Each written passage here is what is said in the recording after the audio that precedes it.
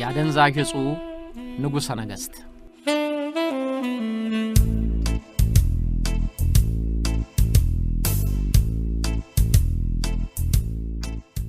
አንድ ሰው ነው፣ ግን ከመንግሥት በላይ ሥልጣንም ገንዘብም ጉልበትም ነበረው። አንድ ሰው ነው፣ ነገር ግን አሜሪካን ጭምር ራስ ምታት ሆኖባት ሲያባንናት ቆየ። አጭበርባሪና ገዳይ ወንጀለኛ ነው፣ ግን ቢቆጥሩት በማያልቅ ገንዘቡ የሚፈራ እንጂ የሚከሰስና የሚወቀስ ሊሆን አልቻለም። የሕይወት ጉዞውን በወንጀል ጀምሮ በወንጀል ቢፈጽመውም ዝናውና ስሙን ተከለ። የኮሎምቢያው ሕገወጥ ያደንዛዥ ዕፅ አዘዋዋሪ ፓብሎ እስኮባር ባጭሩ ሲገለጽ እንዲህ አይነት ሰው ነበር።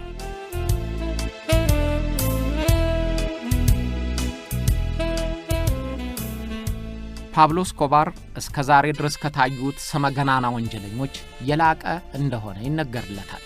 በሕገወጥ የዕፅ ዝውውር ተሰማርቶ በአጭር ጊዜ በዶላር ተራራ ላይ የተረማመደ ነው። ለምን ሕጋዊ ንግድ አታካሂድም ብለው ሲጠይቁት ምክንያቱም እኔ ሽፍታ ነኝ እያለ የሚመልስ ነበር። ቢሊየነር ለመሆን አለመ። በመረጠው ዘዴ ተጠቅሞ የተመኘውን አገኘ። ፓብሎ እስኮባር በተለይም ከ1976 እስከ 1986 በነበሩት 10 ዓመታት በዓለም ላይ የኮሎምቢያ መንግሥት ያልነበረው ሁሉ ነበረው። እጅግ የበዛ ገንዘብ ስላገኘ የኮሎምቢያን ዕዳ ለመክፈል የሚደራደር እስከ መሆን ደርሷል። በገንዘቡም ላይ ወንጀሉን የሚያስፈጽምበት ማንንም ጸጥ የሚያደርግ ጉልበት ነበረው። በእዙ ስር ያሉ ዘመናዊ የጦር መሳሪያዎች የታጠቁ በእርሱ ቃል ብቻ የሚታዘዙ ዘመናዊ የጦር መሳሪያ የታጠቁ ታጣቂዎች ቀጥሯል። በገንዘቡ ተጠቅሞ በጉልበቱ ተፈርቶ ለፓርላማ አባልነት ተወዳድሮ ተመርጦ የፖለቲካው ፖሊሲ ነዳፊ ሆነ። የፖለቲካ ስልጣን፣ ገንዘብ፣ ጉልበት በአንድ ላይ በእስኮባር ትከሻ ላይ ስለወደቁ ምንም ነገር በማንም ላይ ለማድረግ የሚችል ጡንቸኛ ሆነ።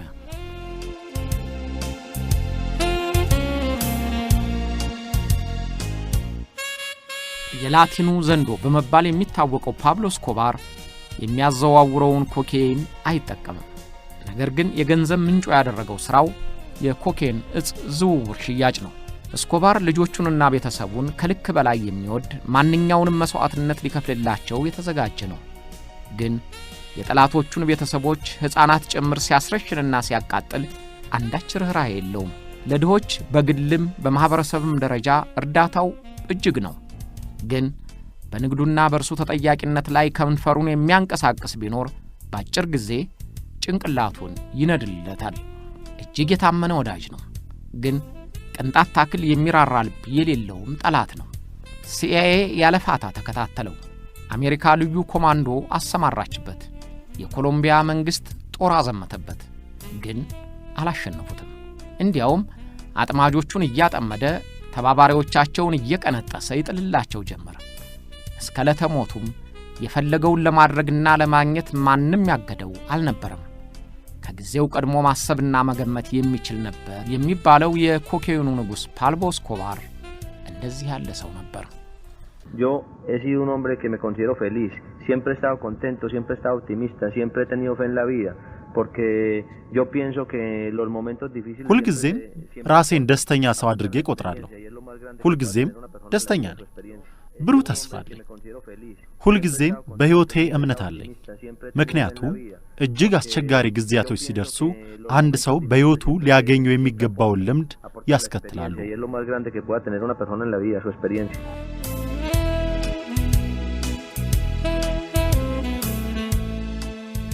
ፓብሎ እስኮባር በተመቸው መንገድ እየሰበሰበ ያደለበውን ገንዘብ ቢዝቁት አያልቅም የሚባልለት አይነት እንደሆነ ይነገርለታል። በ1986 የእስኮባር ንብረት $30 ቢሊዮን እንደሚያወጣ ፎርቢስ መጽሔት አትሟል። በዓለም ያሉ ቱጃሮችን ደረጃ የሚዘረዝረው ፎርቢስ በ1984 ዓመተ ምህረት ከዓለም ከሚገኙ ሀብታሞች ፓብሎ እስኮባርን በሰባተኛ ደረጃ መድቦታል። ለ7 ዓመታትም በተከታታይ በቀዳሚዎቹ ሀብታሞች ተርታ ሲጠራ ቆይቷል። በዚያን ጊዜ ቀርቶ አሁንም 30 ቢሊዮን ንብረት ባለቤት የሆነ ሰው ያሻውን ለማድረግ ምን ያህል ጉልበት እንደሚኖረው ለመገመት ያስችላል። ፓብሎ እስኮባር በዓለም ዙሪያ 400 የሚደርሱ የተዋቡና የሚያሞላቅቁ ቪላዎች አሉት። 15 720 ቦይንግ እና ሌሎች ትላልቅ አይሮፕላኖች፣ 6 ሄሊኮፕተሮች፣ ፈጣን ጀልባዎች ገዝቷል። ሁሉም ለአደንዛዥ ዝውውሩ ንግድ የሚሰማሩ ናቸው። በማንኛውም ጊዜ፣ በማንኛውም ቦታ፣ በማንኛውም መንገድ ትዕዛዝ ለመፈጸም የተዘጋጁ ወፍ ከሰማይ የሚወርዱ ታጣቂዎችን በበቂ ክፍያ ቀጥሯል። እነዚያ ታጣቂዎች የሚጠላቸውን አሳደው የማስወገድ ኃላፊነት አለባቸው። በሰሜን ምዕራብ ኮሎምቢያ 20 ስኩዌር ኪሎ ሜትር የሚሆን ደሴት ለግሉ ገዝቷል። በዚያ ርስቱ ላይ የሌለውና ያልጨመረበት ነገር የለም። የእንስሳት መጠበቂያውን ከአፍሪካ በተወሰዱ ጉማሬዎች፣ ዝሆኖች፣ ቀጭኔዎች፣ የሜዳ አህያዎች ሞልቶታል። ሐይቅ፣ ፏፏቴ፣ መዋኛና ኳስ ሜዳ ያሉባቸው ምቹ መኖሪያዎቹም ብዙ ናቸው። ገንዘቡን የሚያስቀምጠው በተለያዩ በመሬት ውስጥ በተሰሩ ዋሻዎች ነው።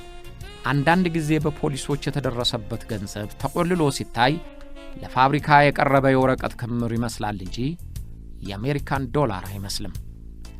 ገንዘቡን የሚቀብርባቸው ጉድጓዶች ከመሬቱ ወይም ከጣውላው ፈጽመው ተመሳስለው ይሰራሉ። በሩቅ መቆጣጠሪያ የሚታዘዙት ክዳኖች የማለፊያ ቁጥራቸው ሲነካ ይከፈታሉ።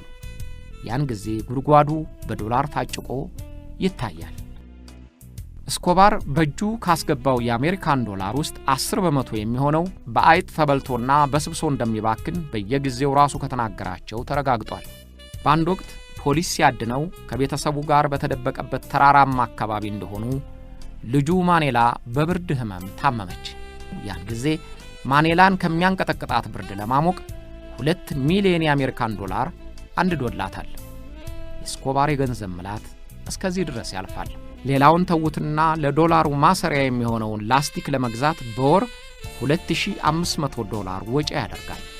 እነዚህ ሁሉ መረጃ የተገኘባቸው ናቸው እንጂ ራሱ ብቻ የሚያውቀው ገንዘቡን የደበቀበት ቦታ ሊኖር እንደሚችልም ይገመታል። በአጠቃላይ የፓብሎ እስኮባር ገንዘብ እንደ ባህር አሸዋ የበዛ ነበር ቢባል በጥቅሉ ይገልጽ ይሆናል። ወንጀለኛው ፓብሎ እስኮባር እንዲህ ያለም ሰው ነበር። Los dineros calientes están incluidos en todos los sectores económicos del país. Es que cuando el mismo Estado y el mismo gobierno ተገቢ ያልሆነ ገንዘብ ማግኘት በአገሪቱ የተለያዩ መስኮች የሚታይ ነው።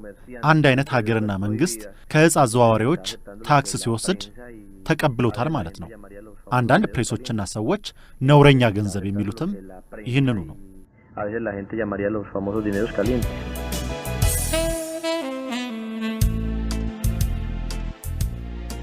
እስኮባር ገና 20 ዓመቱን ሳይደፍን ቢሊዮነር ለመሆን ተመኘ። ተምሬ ወጥቼ ወርጄ የሚለውን መንገድ ቢከተል የተመኘውን የሀብት ክምር እንኳን ሊደርስበት ሊቃረብበት እንደማይችልም አመነ። ስለዚህ ከሁለተኛ ደረጃ ትምህርቱ በኋላ ያለውን ትምህርት ለሌሎቹ ተወላቸውና የብር ቁልል የሚሰበስብበትን አቋራጩን መንገድ አሰበ። ወደ ስርቆትም ተሰማራ። ሕገወጥ የሲጋራ ንግድንና የመኪና ስርቆትን የመጀመሪያ መማሪያው አደረጋቸው። የተጭበረበሩ ሎተሪ ቲኬቶችንም ይሸጣል። የቀብር እብነበረዶችንም እየገነጠለ መሸጥ ጀመረ። በሱ መለኪያ የሚያበረታታ ውጤት አየበት። እነዚያ ስርቆቶች $100,000 ባለቤት ቢያደርጉትም ግን ምኞቱ ትልቅ ነውና በሚያገኛቸው ሽርፍራፊ ገንዘቦች አልረካም። ስለዚህ በ22 ዓመቱ ወደ ሕገወጥ አደንዛዥ ዕፅ ማዘዋወር ፊቱን መለሰ። ከመቅጽበት ዶላሮች በእግሩ ስር ሲዘንቡ አየ። ስለዚህ ለዕፅ አዘዋዋሪ የሚሠራ ሳይሆን ራሱ ዕፅ አዘዋዋሪ ለመሆን ወሰነ። በኮሎምቢያ ራሱን ችሎ የዕፅ ነጋዴ ለመሆን የሚፈልግ እንኳን ደህና መጣህ ብሎ የሚቀበለው የለም። አብሮ ከሚሠራው ጋር መለየቱ ብቻ የሞት ቅጣት ያስፈረድበታል። ፈጣኑ እስኮባር ግን ይህን ጋሬጣ ለማለፍ የሚችል ነበርና በኮኬይን መተላለፊያነቷ በምትታወቀው ሜድሊን ከተማ ላለው የአደንዛዥ ዕፅ ንግድ የስውር ድርጅት አባል ሆነ። ቆይቶም ተቀለለው።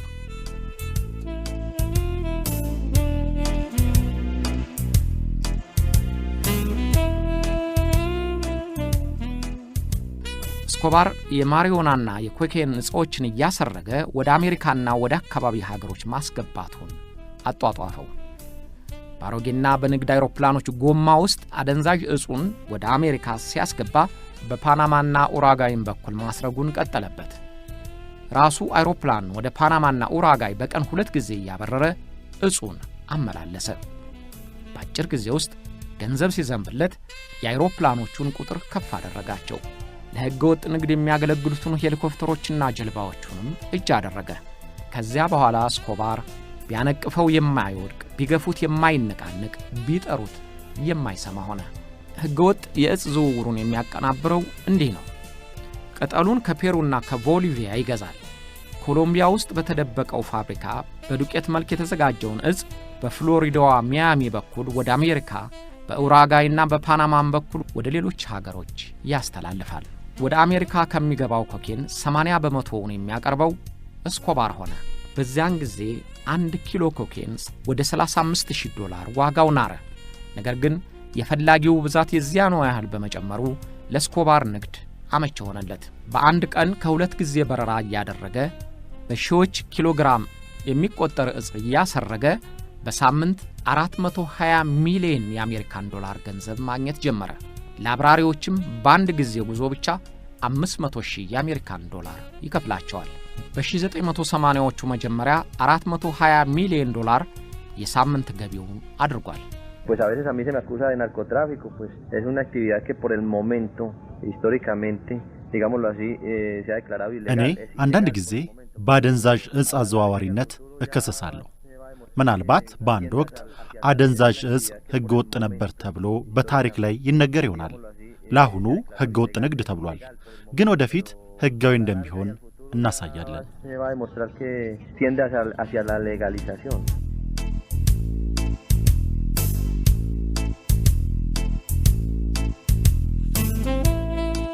ፓብሎ እስኮባር በኮካይን ሕገወጥ ንግድ ቢሊዮነር ሆነ ሲባል አልጋ በአልጋ እየተረማመደ እንዳልሆነ መታወቅ አለበት። ሕገወጡን ንግድ ለመቀጠልም የመከላከልና የማጥቃት እርምጃ መውሰድ አለበት። ከመንግሥት ጋር ብቻ ሳይሆን እንደሱ የናጠጡ የእጽ አዘዋዋሪዎችን ወጥመድም የማለፍ ብቃት ሊኖረው ይገባል። ስለዚህ የታጠቀ ኃይል አደራጀ። እስኮባር ፕላቶ ኦ ፕሎሞ በሚል መርህ ይመራል። ገንዘብ ተቀበል፣ አለበለዚያ ጥይት ትወስዳለህ እንደማለት ነው። ብር ወይም እርሳስ አንደኛውን እንዲመርጥ የመንግሥት ሹሙን ይጠይቀዋል። የመንግሥት ሹማምንትን፣ ፖሊሶችን፣ የደህንነት ሰዎችን፣ የጦር አዛዦችን በጉቦ ይደልላቸዋል። ጉቦ አንቀበልም፣ ወንጀሉን እንቆጣጠረን ካሉ ወደ ሁለተኛው እርምጃ ይሸጋገራል። ያንን ሰው በማንኛውም ቦታ አጥምዶ ያስገድለዋል። እርሱን ብቻ ሳይሆን ሚስቱን፣ ልጁን፣ ዘመዱን ይጨርሳቸዋል። እስኮባር አንድ የሚፈልገውን ሰው ለመግደል ሕንፃ ያፈነዳል። ፈንጂ ያጠምድና ንጹሐኑን ጭምር ይጨርሳቸዋል። ማንንም ከተጠራጠረ ወይም በዙሪያዬ አንዣቧል ብሎ ካመነ ዕለቱን ያስወግደዋል። ስለዚህ በዚያን ጊዜ መንግሥት ማለት እስኮባር ነበር። የኮሎምቢያ መንግሥትማ እጅግሩን እንደተጠፈረ እስረኛ ምንም ማድረግ የሚቻለው አልነበረም። ሌላው ቀርቶ የራሱን ሹማምንት ለማዳን የማይቻለው ነበረ። እስኮባር 4000 ሰዎች እንዲሞቱ ምክንያት ሆኗል። ከነዚህ ውስጥ 200 ዳኞች፣ 1000 ፖሊሶች፣ ከ10 በላይ ጋዜጠኞች፣ የመንግሥት ባለሥልጣኖች፣ ለፕሬዝዳንትነት የሚወዳደሩ እጩዎች ቀን ለቀን በጠራራ ፀሐይ አስገድሏቸዋል። በግድያው ወቅትም ሽማግሌ፣ ሕፃን እንዲመረጥ አያደርግም። ከነፋስ በፈጠኑ ገዳዮቹ ሁሉንም እንዳልነበር ያደርገዋል። Todas las personas en el departamento de Antioquia saben que yo no tengo intereses de ningún. ማንኛውም የሚመለከተው አካል እነዚህ ግድያዎች በሚፈጸሙበት አካባቢዎች እኔ አንዳች ጥቅም የሌለኝ መሆኑን ያውቃል። Se han sucedido esas masacres.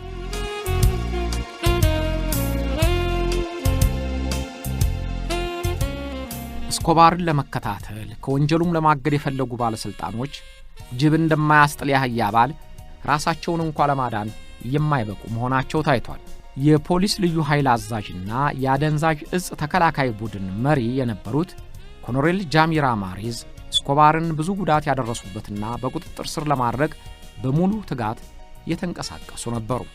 ከአሜሪካው የስለላ ድርጅት ጋር ተባብረው በበርሜል እየተጠቀለለ በሚላከው የኮክ ቅጠል ውስጥ ጠቋሚ መሳሪያ ገጥመው በድብቅ የሚያመርተውን ፋብሪካውን ጥቅጥቅ ካለ ጫካ ውስጥ አግኝተው ከፋብሪካው ጋር አብሮ የተገኘውም 10 ሜትሪክ ቶን እጽ ወድሟል። እስኮባር ይህንን ጥቃት የዘመቻው አስፈጻሚ የነበሩትን ኮሎኔልን በመግደል ለመበቀል ወሰነ። ኮሎኔሉ በየትም ቦታ ሲሄዱ አይናገሩም። ከሁለት አጃቢዎቻቸው ውጭም ሌላ አይከተላቸውም። በአንድ የረፍት ቀን ሚስታቸውንና ልጃቸውን ይዘው ከዋሉበት መዝናኛ ሲመለሱ በሞተር ብስክሌት የሚበሩ ሰዎች ተከተሏቸው። መብራት ሲያቆማቸው ተኩስ ከፍተው ገደሏቸው። ልጃቸው ብትቆስልም ተረፈች። ለፕሬዝዳንትነት ይመረጣሉ የተባሉትን ተወዳዳሪዎችም በደጋፊዎቻቸው ፊት ሲናገሩ አስገድሏቸዋል። ሌላውን ተወዳዳሪም ተሳፍረውበታል ያለውን አይሮፕላን እንዲፈነዳ በማድረጉ 110 የሚሆኑ ሰላማዊ ዜጎች አልቀዋል። በአጋጣሚ እንዲሞት የፈለገው ሰው ግን በአይሮፕላኑ ውስጥ አልነበረም። እስኮባር ከኢኳዶር አደንዛዥ ዕፅ ይዞ ወደ ኮሎምቢያ ሲገባ ተያዘ። የያዙትን ፖሊሶች ጉቦ ልስጣቸው ቢል እምቢ አሉትና አሰሩት። ግን ብዙ ሳይቆይ ሁለቱም ፖሊሶች ተገደሉና ክሱ ተሰርዞ በነጻ ተለቀቀ። ሌላ ጊዜ በግድያ ወንጀል በሌለበት ጥፋተኛ ነው ብለው የወሰኑበትን ዳኛ ወይዘሮ ማርያም ቬሊዝን የእስራት ፍርዱን ሳይወስኑበት በጥይት አስገድሏቸዋል። እነዚህን የመሳሰሉ ግድያዎቹ የኮሎምቢያን የመንግሥት ባለሥልጣኖች በስሩ እንዲሆኑ አስገደዳቸው።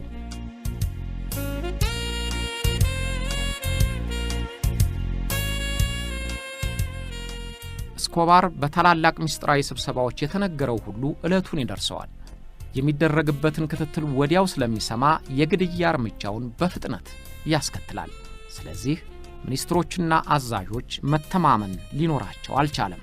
የቀረበበትን ክስ በማየታቸው ካስገደላቸው 200 ዳኞች መካከል በጠቅላይ ፍርድ ቤት ዳኞች ላይ የተፈጸመው በጊዜው እጅግ አስደንጋጭ ነበር። እስኮባር ዕፅ አዘዋሪዎች ለአሜሪካ ተላልፈው እንዲሰጡ የሚደነግገውን የማሻሻያ አንቀጽ እንዲጸድቅ በፍጹም አይፈልግም። ከሚጠላቸውና ከሚፈራቸው ጉዳዮች ለአሜሪካ ተላልፎ መሰጠትን ነበር። ለአንድ ቀን በአሜሪካ እስር ቤት ከማደር በኮሎምቢያ መሬት መቀበር ይሻላል ብሎ መናገሩም እስካሁን ይጠቀስለታል። Mi posición en torno al tratado de extradición es la misma que tiene la gran mayoría. ወደ አሜሪካ ተላልፎ ስለመሰጠት የኔ አስተያየት እንደ ብዙ የኮሎምቢያ ሕዝብ ነው። ይህ ማለት ተላልፎ መሰጠትን እቃወማለሁ። ተላልፎ የመሰጠቱ ጉዳይ ሲመከርበት የኮሎምቢያ መንግሥት ሐሳቡን እንዲሰርዝ በመትኩም ኮሎምቢያ ያለባትን $10 ቢሊዮን ዕዳ እንደሚከፍል ጠየቀ። ግን አልተሳካለትም። አንድ ቀን እስኮባር በገንዘብ የሚደግፋቸው ማርክሲስት ታጣቂዎች የጠቅላይ ፍርድ ቤቱን ሕንፃ ጥሰው ዳኞችን ጨምረው 200 ሰዎችን አገቱ። ወዲያው ወታደሮች ደረሱና ተኩስ ተከፈተ።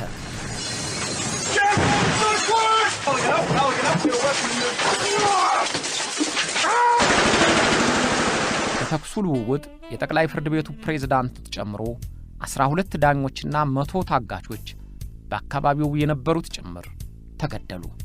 በዚያ ጭፍጨፋ የመንግሥት ወታደሮችም እጃቸው እንዳለበት በኋላ ተረጋግጧል።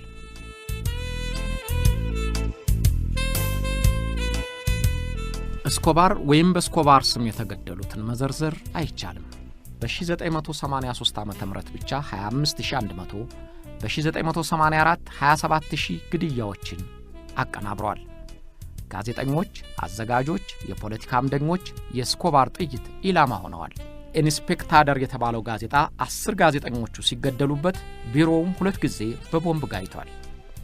አጼ በጉልበቱ ፓብሎ እስኮባር ስልጣንን በእጁ አድርጎ የፈለገውን ሲያደርግ፣ የኮሎምቢያ መንግሥት መሪዎች ግን የመሞቻ ቀናቸውን የሚቆጥሩ እንጂ ሌላውን የሚጠብቁ ሊሆኑ አልቻሉም። እስኮባር ከደህንነቱ መስሪያ ቤትና በየጦር ክፍሉና በፖሊስ ሰራዊት በኩል አስርጎ ባስገባቸው ተባባሪዎቹ ሁሉንም ነገር መቆጣጠር ችሏል። እንኳን የተነገረውን የታሰበውን የማታውን ለጧት የጧቱን ለማታ ይሰማል። በኋላ እንደተገመተውና ከ2 ዓመታት በፊት የ22 ዓመት እስራቱን ጨርሶ የተለቀቀው የእስኮባር ቁጥር 1 ታማኝ እንዳረጋገጠውም የኮሎምቢያ የጸጥታው መስሪያ ቤት ከፍተኛ መሪዎች የእስኮባር ታማኝ ኖረዋል።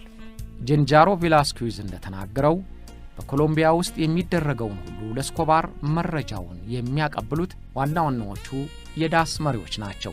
ለ35 ዓመታት በደህንነቱ መስሪያ ቤት አገልግሎት ያበረከቱት ኃላፊና የፓራ ኮማንዶ አዛዥ የነበሩት ካርሎ ካስታም የእስኮባር ታዛዥ ነበሩ። ያለ እነሱ እርዳታ እንዴት አድርገን ፍትህ ሚኒስትሩን እንገላለን? ያለ እነርሱ ትብብርስ በልዩ ጥበቃ ስር ለፕሬዝዳንትነት የሚወዳደሩትን ሰዎች ለመግደል እንዴት ይቻለን ኖሯል? ሲል ቬላስኩዝ ተናግሯል። ራሱም 250 ሰው መግደሉንና የኤስኮባር ታዛዥ ነኝ የሚለው ቬላስኩዌዝ ዳስ በመባል የሚታወቀውን የኮሎምቢያ የጸጥታ መስሪያ ቤት ከላይ እስከ ታች ተተብትቦ የሚሰራው ለመንግስት ሳይሆን ለኛ ነበር ሲል መስክሯል። ዳስ የተባለው የኮሎምቢያ የደህንነት መስሪያ ቤት ከ5 ዓመት በፊት የማይረባ ተብሎ እንዲፈርስ ተደርጓል።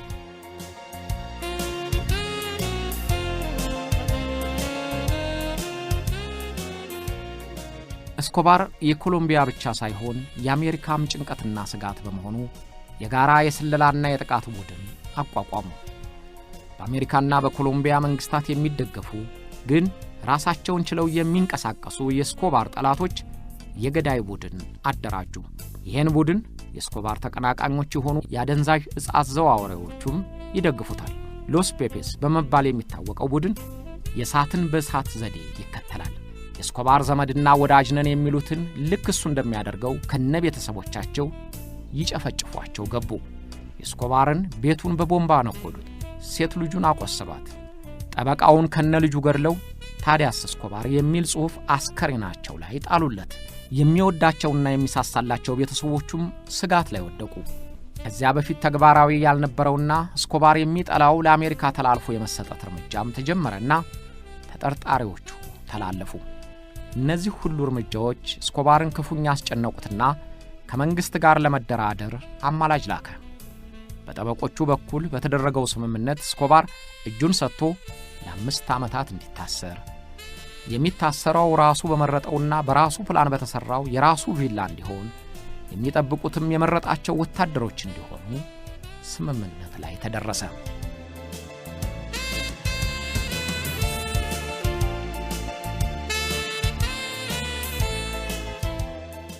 ኤስኮባር ታሰረ ሊባል የሚችልበት ቦታ ሳይሆን በሚዝናናበት የውሸት እስር ቤት ተቀመጠ። የታሰረበት ቪላ ኳስ ሜዳና ፏፏቴ ሳይቀር መዋኛና መዝናኛዎች የተሟሉለት፣ የውሃ ፍራሽ የተደረበላቸው ምቹ አልጋዎች እየተዘረጉለት ነበር። እስረኛውን በመጠየቅ ሰበብ ከሚመጡት የዕፅ አዘዋዋሪዎቹም ጋር ፓርቲ ያዘጋጁ ሴራቸውን ከማቀነባበር አልተቆጠቡም። እዚያው ተቀመጠበት ሆኖ በስልክ በፋክስና በኮምፒውተር ከታጣቂዎች ጋር እየተገናኘ ማስገደሉን ቀጠለበት። ወትሮም እስር ቤት ሊባል በማይችል መዝናኛ ተደራድረው ያስገቡት ባለስልጣኖች ጫናና ተቃውሞ በዛባቸውና ኤስኮባርን ወደ መደበኛ እስር ቤት ሊያዛውሩት መከሩ። ይሁንና ውሳኔውን ተግባራዊ ለማድረግ ገና ሳይንቀሳቀሱ መረጃው ለኤስኮባር ደረሰው።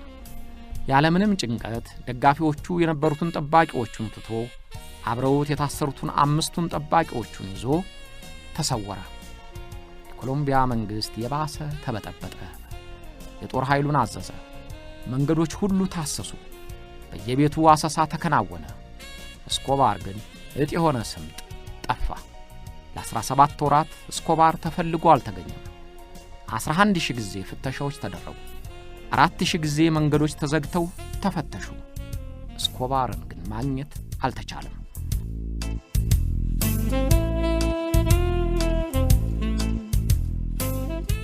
በሌላ በኩል ግድያው ግን አላቋረጠም። ፖሊሶች፣ ወታደሮች፣ መኮንኖች፣ የመንግስት ሹማምንት በየቀኑ ይገደላሉ። ተቀናቃኞቹ በተራቸው የኤስኮባርን ደጋፊዎች ይገድላሉ። ኮሎምቢያ ጨርሶ የቅዠት ሀገር ሆነች። ወጥቶ ለመግባት ፈጽሞ የማይቻልበት ሀገርም ሆነች።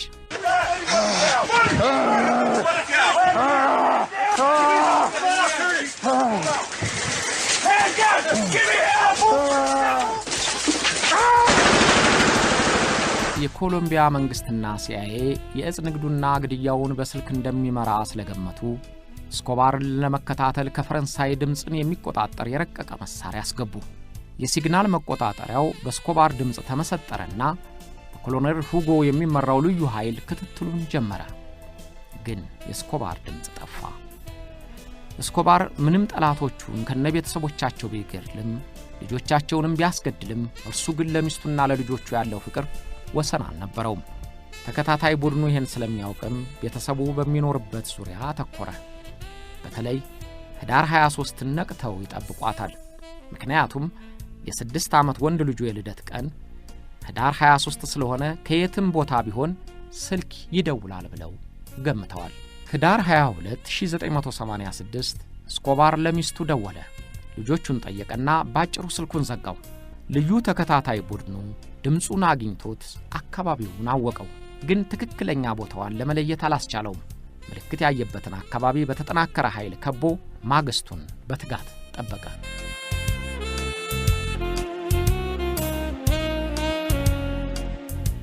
ህዳር 23 ተጠራጣሪውና ፈጣኑ እስኮባር የሞኝ ሥራ ሠራ። እንደታሰበው በዚያለት ለልጁ ደውሎ ሃፒ በርዝዴይ ያለው ያ ሕፃን ይይዙሃል ለምን ደወልክ ብሎ እስኪመልስ ባለችው ጊዜ ጠቋሚ መሳሪያው እስኮባር የተሸሸገበትን ቦታ ለይቶ ለተከታታይ ቡድኑ አመለከተው። ወዲያው የልዩ ኃይል አባላቱ ከበባቸውን አጠበቡ። እስኮባር ጣራቸው ቅርብ በሆኑ የመደዳ ቤቶች ከአንድ አጃቢው ጋር ብቻ ተደብቆ ኖሯል። ቀደም ባሉት ጊዜ ሲከበብ እስከ 60 የሚደርሱ ታጣቂዎች ከዘመናዊ አውቶማቲክ መሳሪያ ጋር ያስከትል የነበረው እስኮባር ከአንድ አጃቢ ጋር ብቻ አገኙት። ሁለቱም የያዙት ሽጉጥ ብቻ ነበር። አጃቢው ተኩስ ከፍቶ ከሚገቡት ወታደሮች አንዱን መታው። ወዲያው ወደ ጣራው ለመውጣት ሲሞክር ተገደለ። ፓብሎ እስኮባር በጉርድ ቲሸርት እንደሆነ በሁለቱ ሽጉጦቹ እያፈራረቀ ተኮሰና በጣራው ላይ ለማምለጥ ሩጫ ጀመረ። ያን ጊዜ እግሩ ላይ በጥይት ተመታ። በድጋሜ በጆሮው ላይ ሲመታ በጣራው ላይ ዘፍ ብሎ ወደቀ። ስለ ግድያው የተለያዩ አስተያየቶች ይሰጣሉ። ግማሹ ራሱን በራሱ ነው የገደለው ሲሉ፣ ሌሎች ፖሊሶች ናቸው የመቱት ይላሉ። በምንም ይሁን በምን መንግስትን አክሎ የመንግስትን መዋቅር በቁጥጥር ስር አድርጎ ያሻውን እየገደለ የፈለገውን እያደረገ የዶላር ምርት እየዘራ በሀብት ፍራሽ እየተንበሸበሸ የኖረው ፓብሎ እስኮባር በ44 ዓመቱ ሩጫውን ጨረሰ። ለ17 ወራት በመቶ ሚሊዮኖች የሚቆጠር ገንዘብ የፈጀው ክትትልም ከእርሱ ሞት ጋር ተጠናቀቀ። ከሰማይ እንደሚወርድ መዓት ይንቀጠቀጡለት የነበሩት ሁሉ እፎ ያሉ። ምንጊዜ ፈላና ምንጊዜ በረደ፣ የከበድከው ሁሉ ሸክሙን አወረደ እንዳለችው አልቃሽ አሜሪካም ኮሎምቢያም እፎ ያሉ። በቁሙ ያስበረግጋቸው የነበረውን የእስኮባርን ሬሳም ገዳዮቹ ፎቶግራፍ ተነሱበት። የሚወዱት ድሃዎቹ ግን ሬሳውን ገንዘው በሳጥን አስገብተው አልቅሰው ቀበሩት።